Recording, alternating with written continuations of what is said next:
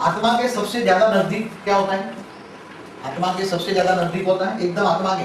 आत्मा पहले परम धाम में, परम लाइन की आत्मा में, उसके आसपास आत्मा के एकदम नजदीक होता है परम आकाश तत्व, फिर परम वायु तत्व और फिर परम अग्नि तत्व। तो हमारा जब सूक्ष्म शरीर के अंदर भी आत्मा के अंदर परम तत्व की मात्रा थी, मगर परम लाइन खत्म हो गई तो परम तत्व भी खत्म हो गए। तो आत्मा के आसपास परम आकाश तत्व होता है, परम वायु तत्व होता है और परम अग्नि तत्व। फिर बाद में सारा सूक्ष्म शरीर अलग अलग कॉस्मिक पावर से, 7 शरीर है, 7 अलग अलग कॉस्मिक है। तो सबसे ज्यादा रोग दुनिया के अंदर, रोग और शोक कहां से है? दुनिया के अंदर, ये सारी दुनिया के अंदर रोग और शोक कहां से है?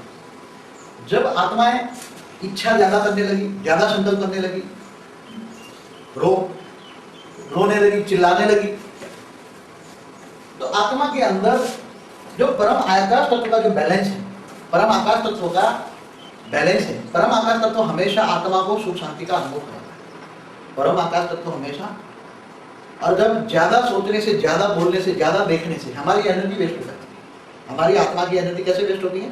ज्यादा देखने से, ज्यादा बोलने से। इसलिए साधु क्या करते थे? आकाश ये थोड़ी आंखें बंद कर देते और आत्मस्वरूप में रहकर अपनी दृष्टि निकालते।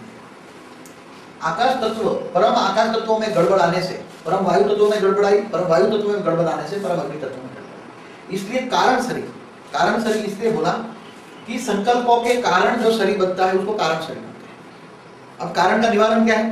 कारण का निवारण, अगर इस सूक्ष्म शरीर के अंदर, ये सूक्ष्म शरीर, ये कारण शरीर माना परम तत्वों का शरीर, ये परम तत्वों के अंदर डेफिसिट क्यों आई? परम तत्वों में डेफिसिट आने से परम तत्वों का शरीर बना।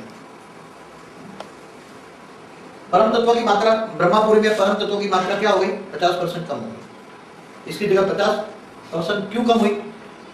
क्योंकि देवताओं ने जो जो अपने ब्रह्मांड बनाए थे, वो ब्रह्मांड में चलाने के लिए आत्मा की शक्ति चली गई, और आत्मा की शक्ति चली जाने से परम आकाश तत्व इम्बैलेंस हो गया, और परम आकाश तत्व इम्बैलेंस होने से परम वायु बैलेंस हो गया, परम वायु बैलेंस होने से परम अग्नि बैलेंस हो गया, और परम अग्नि बैलेंस होने से धीरे धीरे इनके आसपास, परम इसके आसपास अंदर साथ में जो अणु होता है, जो परम तत्वों का अणु होता है, हर अणु, जैसे आज सूक्ष्म शरीर का, कारण शरीर का भी, जैसे डॉक्टर बताते हैं 75,000 सेल है, तो ये परम तत्वों का भी अणु है। तो परम तत्वों का जो अणु है ये परम तत्वों का है, उसके ऊपर परम वायु है, परम अग्नि है, और उसके ऊपर भी वायु है, सब करके एक सेल बनता है। स्थूल तत्व उस पर जम जाते हैं।